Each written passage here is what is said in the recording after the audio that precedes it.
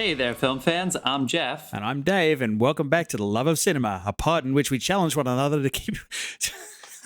I rehearsed this 5 times before we started. Man. John goes to make a movie, and God, our understudies, he's just got to stop doing other things. Understudies are the backbones of Broadway, people. That's why Dave is non-union. I am not an understudy. Go ahead. That's yourself, you dickhead.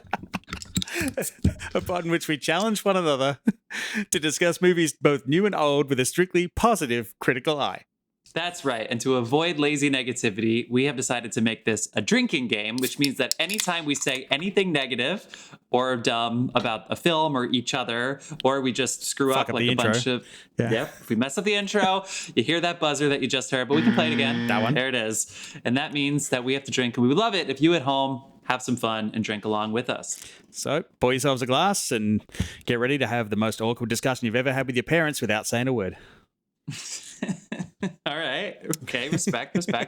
That's right, people. We're talking about Coda. If you're new to the podcast here, we're going to try to keep it spoiler free for about 10 minutes or so that you can get our initial takeaways. This was extra fun for Dave and I because we saw it together. Yes, in the same place. In my home. We saw it Fast and Furious, but I was just laughing by myself the whole time. But I mean, like, we saw Coda together recently, so we're very excited to talk about it. And we were drinking, so we basically did what we usually do on the podcast, but during this movie. God, we should have recorded that. It would have been, yeah, right. You could have had fun editing the whole thing together. But so we're going to try to keep it spoiler free. I think for today, for this movie, I want to get right into it. So I'm not going to do much of the preamble. Maybe like before we go to this quote unquote spoiler section where we open the discussion up a little more, then I'll tell you a little bit more about what's going on. Because you probably heard things about the movie, like it's nominated for Academy Awards, which it is, including Best Picture. Also, Best Adapted Screenplay, and perhaps now the frontrunner for Best Supporting Actor after the Screen Actors Guild Awards last night. It had some luck. Well, actually, it wasn't luck, yeah. Yeah. So anyway, after an actor who we'll talk about won the SAG Award for Best Supporting Actor for this film, he's now the Academy Award frontrunner. So I'll do a little bit more of that stuff after our initial takeaways. And that's it. That's how we're going to do this. Let's go straight in. Really quick, we have sponsors. They're great. Carlos Barroza is our beer sponsor. We haven't seen him for a while. That's okay. Carlos, I hope you're doing well. I bought my own beer, but that's totally fine. Go ahead and check out his handle. And then our music is by the artist known as Dasein. And rather than spell it out, I want you people to go into the episode notes right now on your device. Dave set up our link tree. It has all of our socials, our Instagram. It has our Twitter. It has Carlos and Dasein's information. And so you can... keep up with us. Yes, because for the love of God, even if we spelled it out, it would not help you. There are 5 of them on SoundCloud. Yes, that's right. There are 5, yeah, but Dasein-artist on SoundCloud. Everyone ripped him off. I want to get right into this. Again, I'm just going to go right into the plot, and then we can talk about our initial takeaways, and then we can do some of the background stuff, like the Apple TV deal and Sundance and all the stuff that people heard. We'll do that later. All right. Coda. Coda, of course, stands for Child of Deaf Adults. So, as a Coda, Ruby is the only hearing person in her deaf family. When the family's fishing business is threatened, Ruby finds herself torn between pursuing her love of music by wanting to go to Berklee College of Music and her fear of abandoning her parents and brother. Now, there's a lot to unpack there because, like, if you read that description, you're probably going to put this movie down and walk away because it's like what's in it. There's not much in it. It's like okay, so she's got deaf parents and there's a fishing business involved and she wants to do some music and it's like one of these little slice of life films. It's like I looked at this and I was like, this is gonna suck. I'm not going to enjoy this at all. And I'm happy to say that I could not have been more fucking wrong. It's true. Absolutely more fucking wrong if I tried. I kind of agree. We'll talk more about this later, but this is based on a French film, which is very similar. It's the same idea, the same Coda idea, but instead of fishers, they're farmers. And they found Sian Heder, the director, who was working on Orange is the New Black. And she's directed a bit. She directed one feature film and then did a lot of writing. The feature film was Tallulah in 2016. And then she's from Boston. She's from Gloucester, Massachusetts, right? And so she's Fishing Village. And it was like... So I kind of did the same thing because not only I like took ASL courses because my significant other is in SLP and she works at an audiology lab, so she needed to know familiarity, and it was like a good COVID thing for us to do, and I loved it. And I love Sound of Metal, and I was like, this is a community I want to know more about. And I'm a music teacher, but yeah, the pitch of like she just wants to sing, and I was like, actually, that's either the cheesiest, like kind of too simple, or it's the most brilliant choice. And for some reason, I didn't watch the movie because I have Apple TV Plus, so I could have watched it sooner. And I'm not saying it's because of the Academy Awards that I watched this, because I would have watched this some other time anyway. But I mean, that's the sad part. I might not have. Well, like, I mean, but I will tell you how much I enjoyed this film. When this was over, I felt as pumped about this movie as I did when I walked out of Spider-Man. Holy shit. And that was your number one movie of the year, Dave, if I remember correctly. This is like right up there for me. So you got me so Dave comes into my apartment with the fucking 9.1% 6-point resins that are enormous. They're like 20-ounce cans. So I'm like, oh, fuck, every beer is really more than double what the Peronis that I had in the fridge were. So it's like 3 beers to 1 of what I'm used to. We had 2 of them during this 2 hours, and for some reason, maybe I didn't have enough to eat. I had like chicken nuggets and a salad for whatever reason. I'm a grown up, but that's what I had for dinner that night. I was like fucked up from this movie. I was spinning. I was like Dave, we were laughing. So anyway, but I went to bed thinking, I was like, this actually might be my favorite movie the entire year. I was so moved by it, but I was also it was so funny, and I loved the event. Like, it was right in the sweet spot. They didn't go full American Idol, like sing. Like I was worried. I said this to you. I was like, God, I hope there's not like a national singing contest. I hope they do I think I even said, I hope they do the Hoosiers thing. Hoosiers just ends in a gym, like a local gym, and that's Hoosiers. And that is not to spoil much, but like they did do that. And I was like, fuck yes. So anyway, I was so drunk though, when I woke up the next day, I was like, is it actually that good, or was I just like a sucker? Like, because I was like emotional. And so at breakfast, I put on towards the end of the movie. I think I started at the mom scene with the daughter where she gets the dress. Yep. And I watched to the end. So the last like 30 minutes. And why the fuck did I do that? My eyes were just like watery for the entire day, the second day. And I'd just seen the movie the day before, so none of it was even new to me. Now I have to ask, for that half hour that you put it on, how did it look? It looks like, get the fuck out of here. Dave didn't like my TV settings. I'm sassing Jeff because when I first went over to his house, we spent a lot of time setting his TV up properly, and I went back there, and the motherfucker had all these sports settings on, and I'm happy to report that we did learn after I watched this film through, and it looked like Home and Away, an Australian soapy, that when we went into the picture settings, they now have filmmaker mode on Jeff's TV. So it's very easy to get to. So the filmmaker mode thing has come out. It's being distributed. So that's a thing. And it looks good. But yes, you're right. It was on sports settings, and I remembered my password, but now I don't want to tell you what it is for Apple TV Plus because I couldn't log in. It was already logged in. Anyway, so let's talk a little bit about it. So I loved this, and I didn't even get it right away. So I hope I'm not spoiling too much here, but like she's the only hearing person in her family, which is the term that the deaf community would use.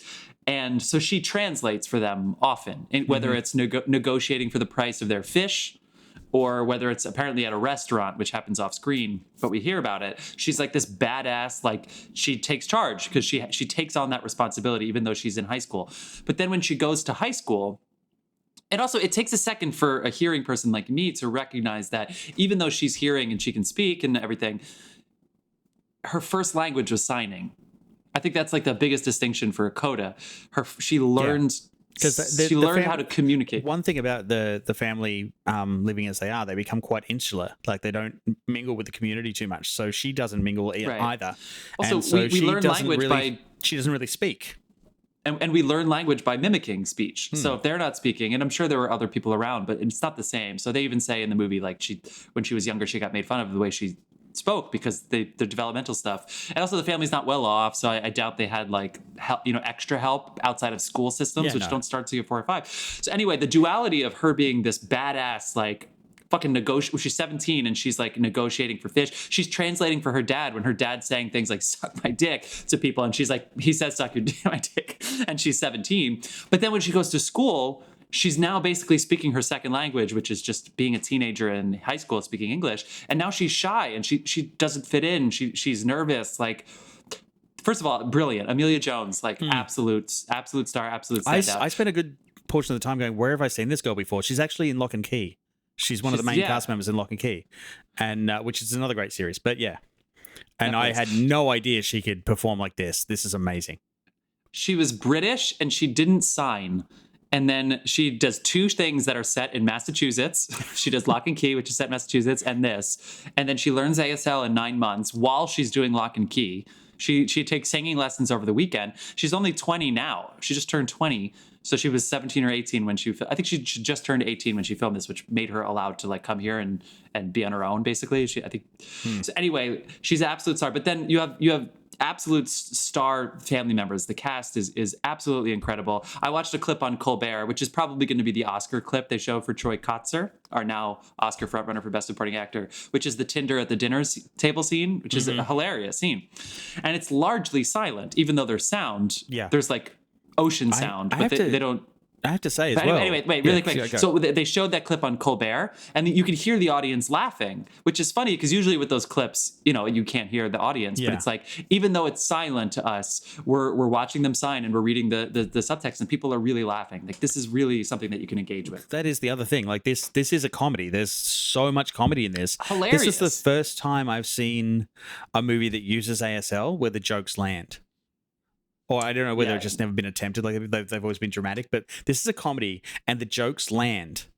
Yeah, and it's like you read the punchline, obviously, because I don't know ASL. I relied on the subtitles, but you read the punchline, and you're also getting the performance of the person delivering the punchline through ASL, and they fucking nailed it. The looks, the guttural like responses they have to questions. It's like we'll discuss some of those later. It's the sound that comes out is so meaningful. It's so like unfiltered that it's like it's everything you would want out of an acting performance. There's no like just think about. I mean, I really hope this is sounding as positive as I mean it to be.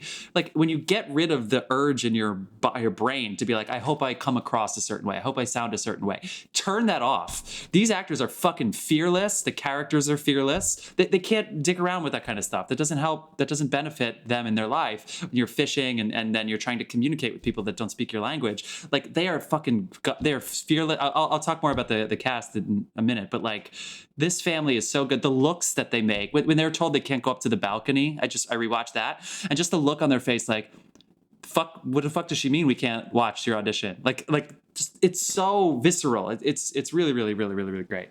But what else do you want to prop up before the whole thing? I don't know. I mean, that's the thing. Like, you can't really talk about this without spoilers, but there's no one thing really that would spoil this. Like, there's no big twists or anything. It progresses very, very naturally, but it progresses at a wonderful pace. It's so well acted, so well directed. There's some beautiful shots in it. Oh my god, the location scout deserves a raise. Oh my god, especially the quarry or whatever that, like. Oh yeah. When they found that, they were like, okay, we're doing 2 extra scenes here. Fuck this. Like, that could have been in fucking New Zealand for all they cared. They're like, that's where we're going. That's where she's singing Happy Birthday for the first time. Like, oh my god. I'm trying to find. Oh, and shout out to Eugenio Derbez. I know I haven't introduced the other cast yet, but who plays the music teacher. I really thought it was Ricky Martin at first. I remember that. Yes. I was like, is that Ricky Martin? And I was like, it's not, but that's cool. This guy's awesome too. The worst part was I didn't know it wasn't, so we had to look it up. I mean, it very easily could have been. So shout out to Eugenio and Ricky Martin. But I loved the sequences where it seemed very realistic that she's a great singer, but doesn't know what that means. You know what I mean? Like, in these kinds of movies, like, and again, I'm a music teacher, but I'm trying to eliminate my bias and be like, okay, so the idea of like, okay, you don't have a lot of technique because you haven't sounded yet, but you have a good tone. So as long as you have something to say, then you can get into Berklee School of Music. Simply put, that could be really cheesy, but for some reason they pull it off. It's his passion. It's the passion he puts into that. I think that's it. And her too. I think a lot of it is him, because he emotes really, really well. Like, his performance is phenomenal. Like, it's something I haven't really seen before, out of like that particular type of role.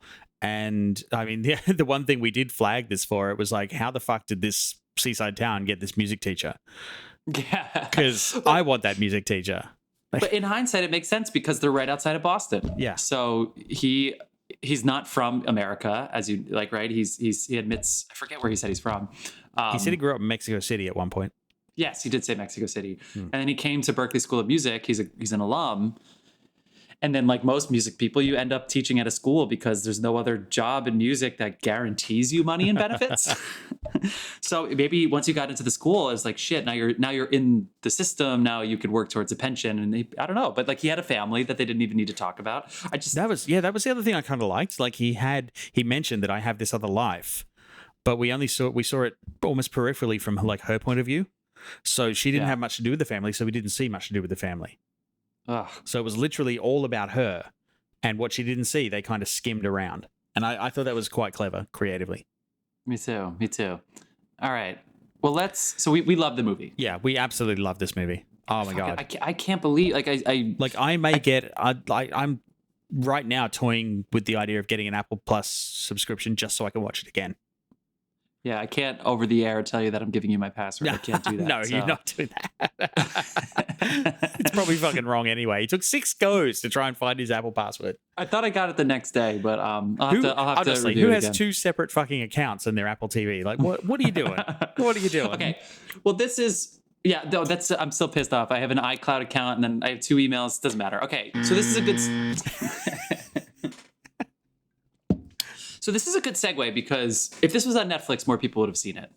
The story of how this came into our conscience, for those of us that weren't really paying attention to Sundance in January of 2021, 2 months after the insurrection, we got a new president, and COVID still got... Sundance was not something that people thought much about, right? True. Barely anybody was vaccinated. So this goes to Sundance. And so I remember, because I've been reading Entertainment Weekly for a long time, which is now Entertainment Monthly, which is now a blog. But anyway. Wow. Anyway, that's for Entertainment Weekly. Wait, what happened? Did we buzz me at the same time? There you go. So... I don't know why that keeps doing that. We had pretty fun. We had a big show crash earlier before we started. I had to reprogram half the stuff. That's all right. It's great. It's fun. Dasein. So...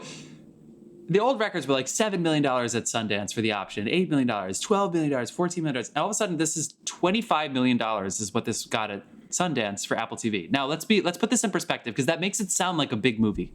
That makes it sound like corporatist. And now it's nominated for Oscars, which means that Apple probably campaigned and probably threw parties and stuff. But let's put that off to the side for a second. This was made for $10 million. I mean, it's possible they didn't. There's a couple of people that got nominations this time around that the studios didn't run campaigns for. I'm pretty sure Apple did. Yeah. I'm going to guess that this is fair. the one movie that Apple was like, please, please, please. You know Netflix is doing it, but anyway, you fucking know Disney's doing it, even though they don't listen. This movie was made for $10 million. A lot of that money actually came from the studio that made the French film. Wait, this which was is called $10 million? That's it, yeah. It's La Famille Bellier, whatever, I don't know how to... But that's how it is in French, which is a Victoria Beidos film. But the studio behind it was like, this would do well in English, but it has to feel American. It can't be a remake. You know what I mean? It has to have its own footing, but it's a good idea.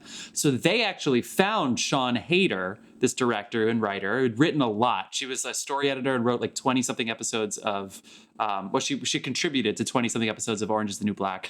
This movie she made in 2016, which is the only feature film that she directed, is called Tallulah, which has a pretty big all-star cast, which features, if my IMDb will load live on the air, a really amazing cast that includes now Elliot Page, Allison Janney, Tammy Blanchard.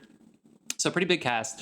So they approached her and she said, let's make it a fishing town, etc. So $10 million. And then when you're at Sundance, you get the highest bidder. It's Apple, it's a streamer. Who the fuck cares? They 2.5 their budget like that. Apple is still going to release it in theaters, but I don't think it did particularly well in theaters. But now people are seeing it. People are watching this movie. The only reason Apple released it in theaters was to meet the qualifications for Oscars. I'm sure, because I think it made $1.1 million is the box office. Yeah, I mean, they would have given it because pretty much Oscar qualifier is like 7 days in a West Coast theater. Do you need the East Coast, or is it's only LA for the West Oscars? Coast? No, just West Coast. Yeah. So the first person they cast, let's go way back here. So they cast Marlee Matlin, who, if you don't know, is the youngest winner of the Best Actress prize at the Oscars. Yeah, and if you, in 1980, if you don't know, 1986, she won for Children of a Lesser God, where she plays a deaf actress that William Hurt falls in love with. So even though she's deaf and he doesn't speak her language, he loves her. 1986. I actually saw that on Broadway. The play. And it's a great play. It's a great play. Yeah, they did a fantastic job with that. It was recently actually, so it wasn't them, but they did a revival. Yeah, and they had subtitles going across the top of the proscenium arch. Yeah, just fantastically like opera, done. Very minimalist set. Loved it. So she's hired, and she has a Coda who works as her translator. This guy, I think his name is Jack, he's been working with her for 20 years. So she's cast, and she knows the Deaf West Theater in LA, which is the best deaf theater company maybe in the world, but certainly in America. And there, Troy Kotsur and Daniel Durant were both in the revival of Spring Awakening, which actually came to Broadway. So Daniel Durant, who plays the older brother in this family, was Moritz Stiefel, which is a very big, angsty, awesome role in the Broadway revival, where he signed and somebody else sung his thoughts, but he was he was in main character. And Troy Kotsur was originally the adult man, but he's done a million things because he's a little bit older now, Troy Kotsur. And so they kind of locked them up, and then there was a long audition process, and they eventually cast Emilia Jones. But this really was a little movie that could. Even $10 million doesn't sound like a little, but for considering that it's sort of in the remake world, that's pretty small. And I don't want this movie to be swallowed alive as like the corporate film. You know what I mean? No, this came out of nowhere. Like it was, I mean, it hit Sundance. It broke the record for awards at Sundance, if I'm right. Yeah, it did, because I mean, it was only going to be a streamer that was going to buy this, because we didn't know what was happening with theaters. And I mean, so yeah, it was made on the cheap. And this is just think about it. The reason it's $25 million. This is a classic example though of what you can do with $10 million, because this is fucking phenomenal. This is going to knock shit out of the park that spent $100 million. Yeah, I mean, for sure. Well, and it's $25 million not just because Apple has a lot of money. It's because somebody else was willing to pay 24. Like, I don't think we should sit there and be like, oh, fucking Apple buying everything up. It's like, well, there were probably like 3 studios that were like 15, 20. Like, what's the number? You know what I mean? You know that there was a bidding war. And this won. And for Sundance, like, it's huge to be the highest bidder at Sundance. And it won the audience prize. And now it's won Gotham Awards. It's won SAG Awards. Somebody at Apple made good choices. Yeah. So it's nominated for 3 Bafta Awards, which is the British Academy for Film and Television Awards. And Emilia Jones is nominated for Best Actress there. It's also nominated for the screenplay, which is Sean Hayter, and then Troy Kotsur as supporting actor, who might do a clean sweep because he won the Gotham Award, which is small, but then he just won SAG. So he I know everybody's talking about Cody Smith-McPhee, no disrespect to him, but this is a very interesting, see what happens. But Emilia Jones is nominated for Best Actress. You know who's not? Olivia Colman and Nicole Kidman. So she could very easily win the BAFTA for Best Leading Actress. You know, it's like her, Alana Haim, and then Penelope Cruz, and I don't know. Marlee Matlin's amazing as the mom, and then Troy, and then Sean Hayter's script. I mean, Alana Haim might throw a spanner in that work. There. Yeah. So anyway, I just the cast is incredible. That's a fight out there between those two, pretty much. The more you learn about this, the better. They actually went on fishing boats, and like you could tell, like there was a smell in these kinds of movies. So even though it's beautiful and it's expensive, Apple gave it a lot of money at least. I doubt Apple did anything, and I doubt they like re-edited or recolored it or anything after they got more money. I think that was good. So they got like Emilia Jones and the rest of the cast, they had to go on these boats with people in Boston so that they actually got the experience, so that when they did their boating expeditions, they gutted the fish. She learned how to gut fish. So I bet when they learned some new swear words. Yeah, the people on the they say a lot of curses in this movie, and Dave's talking. He's like, "Well, now I know how to sign asshole." Why is it like that? I don't know why. When I learned the curse words in ASL, I was like, "Oh boy, you can't even sign the curse words because they're so obvious." Yeah, but I saw them sign asshole, and I was like, you know what? You go, Glenn Coco. Good for you. You don't guess what the sign for asshole is, and you're right. Yeah. I don't know why it spirals, but yeah. I know I've been rambling for a while here, but like they went to this part. They went to Gloucester, Massachusetts. They lived the experience. All of them. They had Coda translators, so all of the translators were Codas. I didn't know this. I was hoping you looked this up. Man. So because I got the feeling that these guys have been living together for a little while, like almost, because they gel as a family. Like, not once did I doubt that they were a family. Mm-hmm. Mm-hmm. Actually, it was cool too. Amelia Jones's coach was deaf, not a Coda. Because again, Codas are translators very often. And she was like, it was so beneficial to have an actual, like, a deaf coach because she couldn't get away with anything. She couldn't get away with shit. Mm-hmm. She couldn't say, like, oh, you know what I mean? Like, no, you have to communicate. And so, like, she had a deaf coach. And then, of course, the Codas, they're translators on sets for everything. And it was like, it really was a family. It was a true family bond, which probably made her feel even more of an outsider filming those school scenes. Yeah. Because it's like, who are these people? You know what I mean? Oh, my God. All right, let me kick it back to you with something. What should... Yeah, go. No, I don't have any questions. I was going to say, are we gonna enter spoiler territory now? Where about you? Yes. Cool. The reference I mentioned earlier about the discussion with the parents, that and the doctor scene were two fucking highlights of this movie. I'm not a fan of awkward comedy.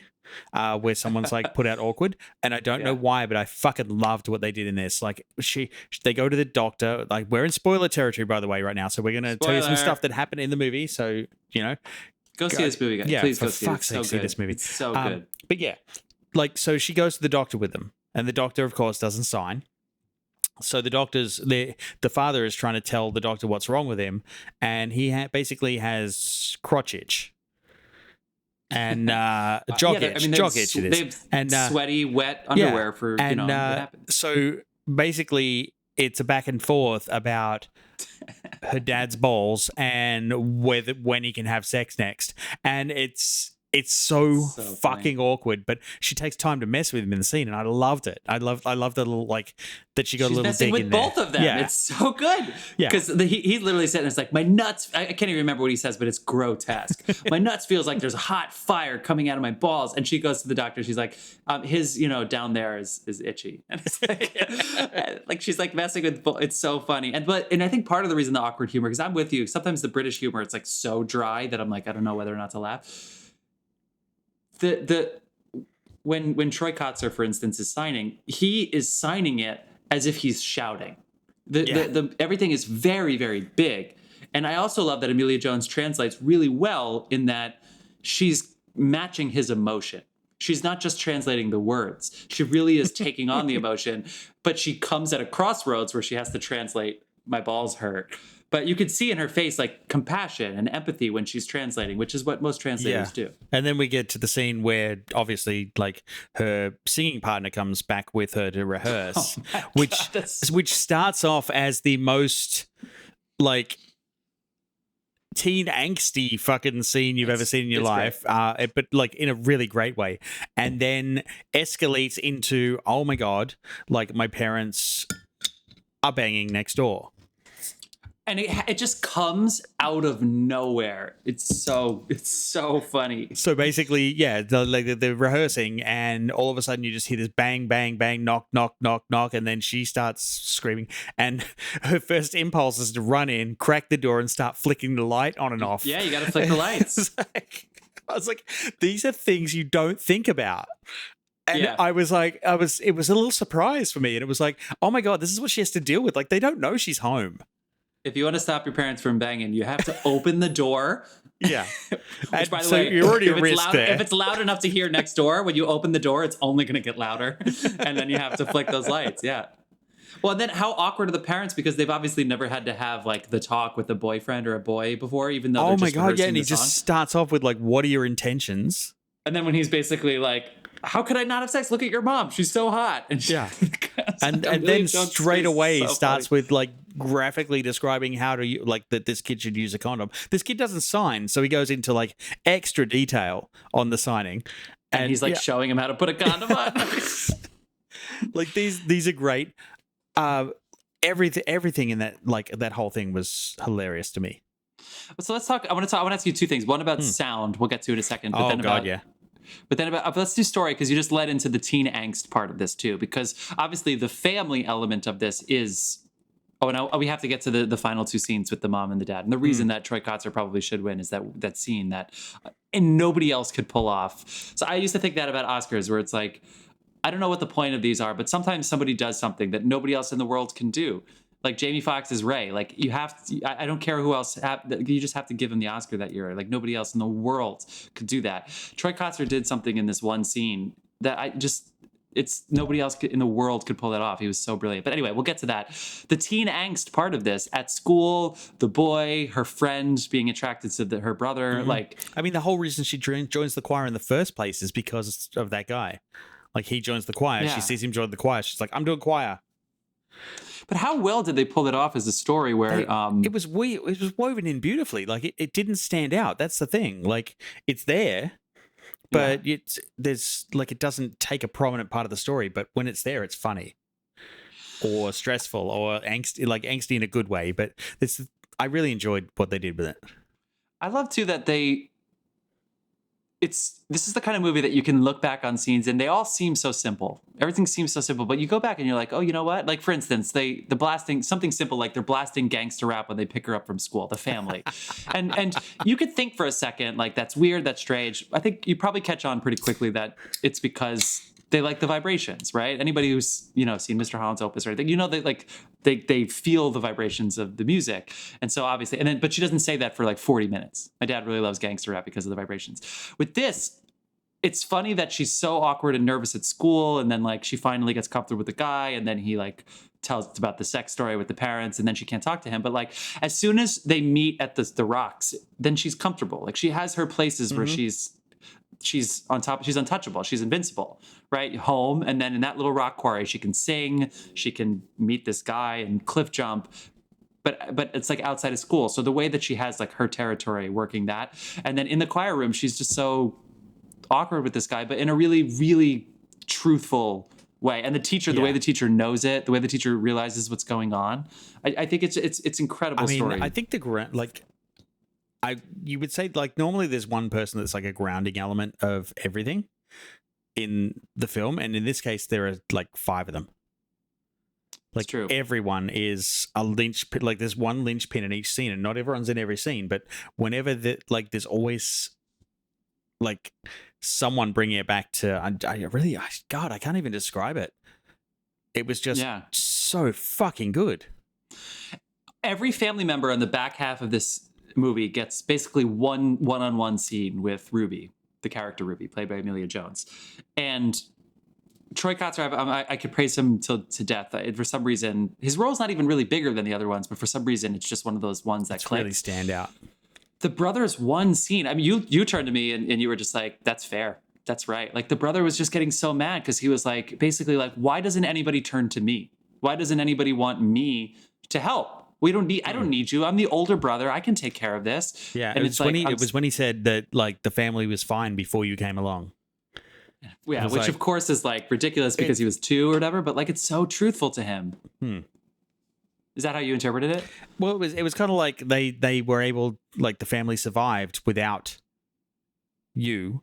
Yeah. And I actually took it in what he meant well. He was like, we'll be fine without you. We were fine without you before. We'll be fine without you if you go now and follow your dreams and not stay here for the family because you think they need you. But it came out in his performance as really nasty. Yeah, exactly. And that's the thing. Like he meant well, but he fucked it up. Yeah. And I feel like that was a choice, and it was a good choice. Yeah, well, because that's the thing. Because at first it was like, oh yeah, he feels he doesn't feel seen, which is not only something that everybody feels in real life, but we should say too, the overall element of this is how relatable this is. Yeah, this is not a family that you don't relate to. I relate to this family as much as any family I've ever seen in a movie. Oh my god, but yeah, I completely agree. The way he was starting it, I was like, I get it. But then he says like the nasty thing at the end and walks away, and it's like, I wish he didn't say that, but I totally get why he said it. Yeah. He meant something else. It just came out wrong. And Marlee Matlin plays this. Sorry, you keep finishing. Oh, yeah. Marlee. Oh, my God. I've never seen her play a role like this. Yeah, exactly. Because she's thought of as an ingenue. She's thought of like sweet, something. But like she's this like sex kitten former model that like loves to fuck during the day. But also has a real chip on her shoulder. Like she refers to the other women in town as those hearing bitches. Yeah. Like, well, so she has a problem. Like, and how self-aware is she? Because how many parents? This is why these things are more relatable. How many parents in movies are like, oh, to the daughter, like, oh, be nice, like me, and this mom's like, you put this on. If you don't like it, whatever. I understand why you hate me. You probably hate me, right? Yeah, I get it. I get it. Fine. And Ruby's like, you're a terrible parent for a million other reasons. And she's like, yep, I see your point. And it's like, for some reason, even though it's a character that is not often played, not because she doesn't speak, but because of how much she gets it.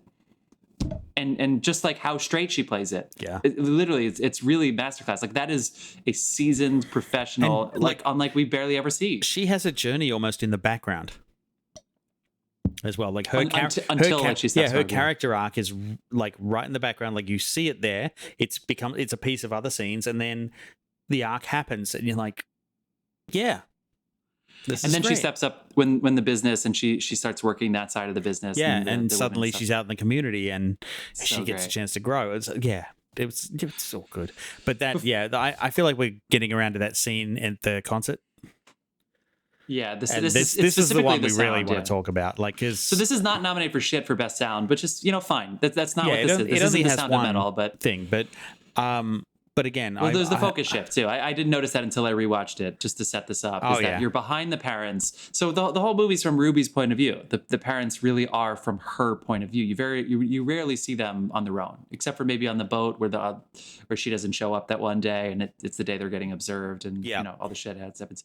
But they do the focus shift, so you can see through their shoulders, the mom and the dad. You see through them at the stage, and then as the focus comes back to the back of their heads. Go ahead. She's on stage singing, and then everything goes out, and I mean everything. Absolutely nothing. Dead silence. And I don't know whether it was some fucking psychological thing, but all of New York outside of the apartment went away as well. Like I was sitting there in dead silence. Brilliant. And I was like, I'm so glad they did this. Like we've swapped to their perspective, how they see her. And it was just beautiful. It fucking knocked me out. I'm glad you said it really perfectly. I'm in New York, right? Like there's noise outside, and I didn't hear a thing when that happened. And like I started to feel a little bit uncomfortable, so I spoke. Yeah, it's like I had to break the silence. So like that was a very visceral reaction from me. Well, and of course you know how sound is made, so I imagine that when the best thing is absence. Like if you go full absence of sound in a poignant moment like that was masterful. That was absolutely masterful. And the truth is that is the only time that happens, because in other scenes where they're signing, you hear the ocean, you hear trees, you hear leaves. So we hearing people watching this movie, we still hear. That was the only time where they said, and they did it so deliberately that it was like there's an absolute purpose behind it as well, because in that moment of silence, you're with him. And he sees other people reacting to her performance, and he realizes that that's how he can enjoy it, through other people, through his community. And that was a fucking master. Like I can't praise that enough. I can talk about it forever, but I should probably just gush myself and be done with it. Yeah, gush.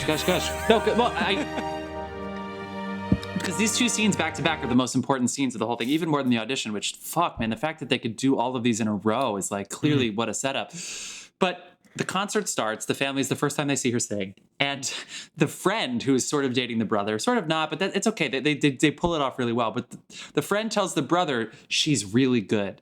And so the brother tells the family she's good. And the family is like, yeah, she probably is. And they're like, no, a hearing person said that she's good. And the parents are like, oh, right. So, and then of course they're like asking where they want to go for dinner, because they can't, they're not experiencing the concert the way everybody else is. So like us hearing people are almost like watching them watch the concert as if they're the outsider.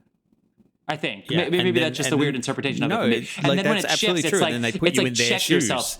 Check yourself, you hearing bitch. Check yourself. Yeah. This is what they're going through. They're watching their daughter for the first time. This is what they're getting, and they're aghast. They're in love. Yeah. And then that scene goes right into the outdoor scene where Troy Kotsur doesn't get it, but he knows there's something there, but he just doesn't quite get it. When he's like sing it for me again, and then he puts his hand on her throat so he can feel the vibration. I was like, my cold fucking heart melted. You're Australian, like fucking cold dead heart is just like, yeah, mine too. Yeah. I felt it beat once. It was, and just, he's not looking at her eyes. Like film actors, we like stare at each other's eyes so close. He's looking at her mouth, her neck, and he's hearing her, and he's getting so emotional. And it's just like, it's so well done. It's not cheesy at all. It's brilliant. No. It's like they're outside God. And hopefully by the time we're talking about this, you've seen this and like, you know what we're talking about, but it's just fucking beautiful. It's so meaningful so that by the time they go to the audition, it's like, God, they're rooting for her so much. Now they get it. And now they're like, they really want it. And it's, man, they do like, forget fan service. It's not even a word that works in here. Cause it's like when you go to the audition and also just when she said what song she was going to sing, cause she shows up, she doesn't have sheet music, you know, those kinds of things. It's like, okay, it's a movie. But then when the guy comes back to audition, cause he got her text obviously, and he knew that she'd be unprepared. He fucks up on purpose. Brilliant. Everything about the monitor, where the monitor is sitting, everything about that audition is exactly like what would happen coming from a music teacher. That's exactly how this audition would happen. Like 3 people in the middle of this huge theater, 1 monitor off to the side, an accompanist that doesn't have time for your shit, but is nice. And then when she starts signing and stuff, it's like, you said it at the time, the guy, and then really all 3 of the judges, when they realize what's going on. Yeah. The one who was like absolutely like not into her at all he just melted. But everything about it was perfect. The way that the woman said, like, you don't have sheet music? Oh, I guess you're just gonna have to sing it a cappella. And she said it in such a way that was like, this better be the best a cappella thing I've ever fucking heard, or you're not getting into this school. And then 30 seconds later, there's no way they can't. And of course, when her music teacher walks in and it's like, I'll accompany, if I may, can I accompany her? And he realizes she's fucking it up, so he fucks up. Perfect. And it was like right at that moment, I knew exactly what he was doing. The second he hit that note, I'm like, and I love the guy. Like, yeah, me too. Well, also both sides now is the best. It's the most incredible music choice because she's not going to go in there and sing an aria. She's not singing opera, but she also isn't just going to sing Taylor Swift. So what is she going to sing? She sings Both Sides Now, which is one of the most powerful songs ever written for any medium. And every music teacher, whether you're a purist on technique and form, every fucking music teacher melts to Joni Mitchell. And so for this contemporary girl dressed with sneakers and not like a dress, singing this song and signing it to her deaf family above, it's like, it is so...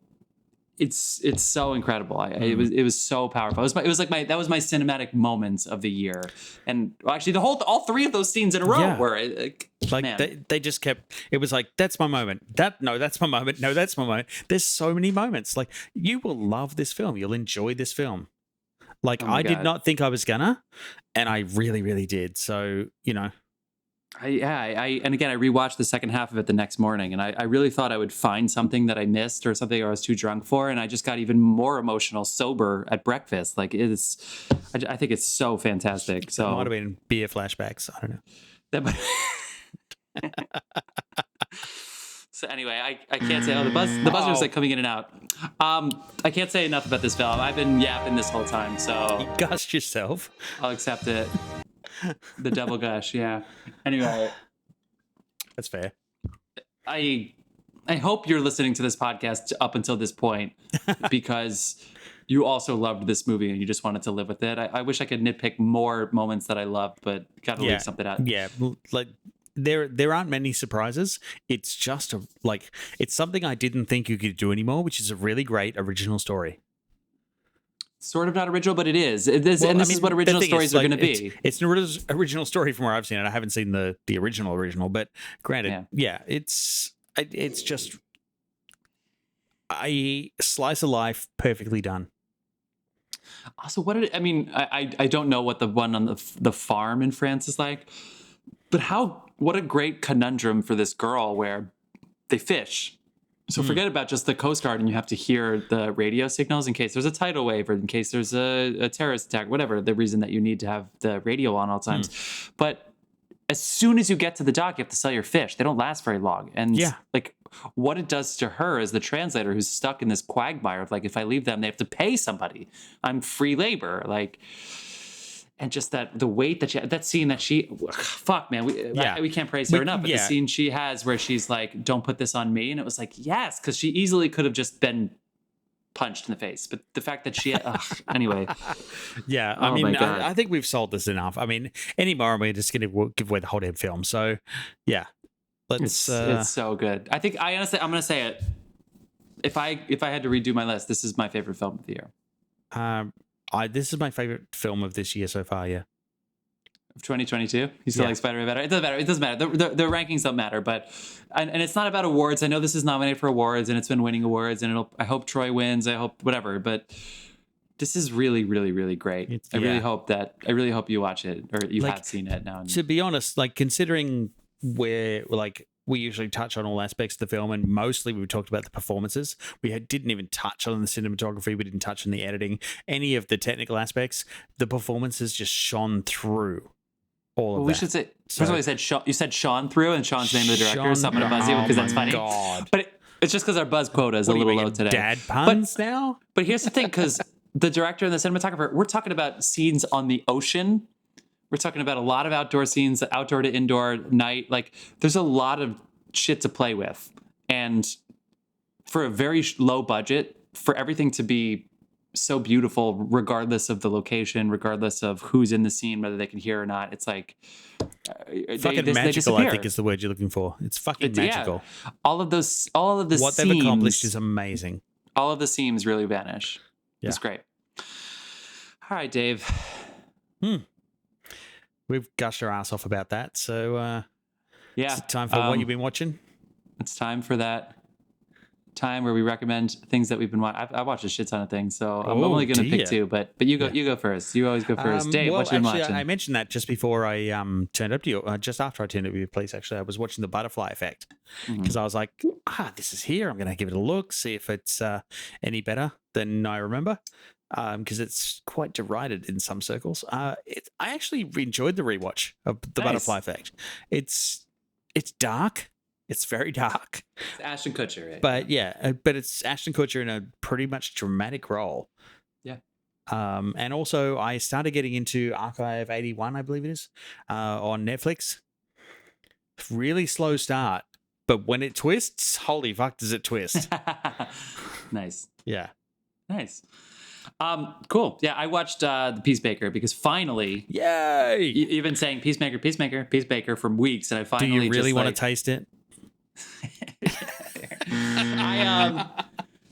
I posted something on Instagram like a week ago where I was like, HBO Max certainly January, February, it always is the most watched thing for me. And so I listed all of the things that I watch. I watched Station 11 a little late. I'm watching Euphoria. And then so finally I was like, okay, and Tammy Faye. Jessica Chastain won the SAG for Tammy Faye over Nicole Kidman. And I put in my video, I was like, I think Jessica Chastain could be the front runner. And then the next week, everybody's like, Nicole Kidman. And I was like, Nicole Kidman already had one. And so now Jessica Chastain is sort of a front runner. And I called that shit. I didn't call Will Smith, but no. Troy Kotzer. Anyway, and then Ariana DeBose for sure.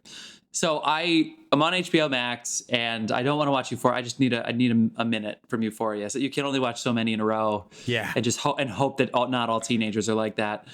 And I watched all of Peacemaker, and then Peacemaker was done, and I was like, what the fuck do I do? I love Peacemaker. It's brilliant. And then all of a sudden, out of nowhere, it goes, now streaming, Free Guy. And I hit play so fast. Like, seriously, like, so fast. As you should. The things underneath it that are like what you like continue watching, recommended for you. They hadn't even loaded yet. I literally saw that Free Guy was at HBO Max. I was like, play. And I watched all of Free Guy. And I know that I'm going to watch, the Free Guy's amazing. It's so great. You were right, Dave. It's one of the best movies of last year. Jodie Comer was like a champion of last year. Yes, she won last year. And I'm gonna watch. Despite what the awards say. Fucking I know you can hate the Last Duel by nominating her and then not anybody else. Like, I don't understand why you can still hate them. Why do you have to take it out on her? They didn't watch it. There's no way they watched the whole thing. She was so good. Anyway, that's what we've been watching. Thanks, friends, for sticking with us here. We'll be back next week with a new episode. Maybe John will be back. He's making a movie right now while we're talking about him. So we'll see. Anything else before we go, Dave? I think we should go. We should go. All right. See you soon, fans.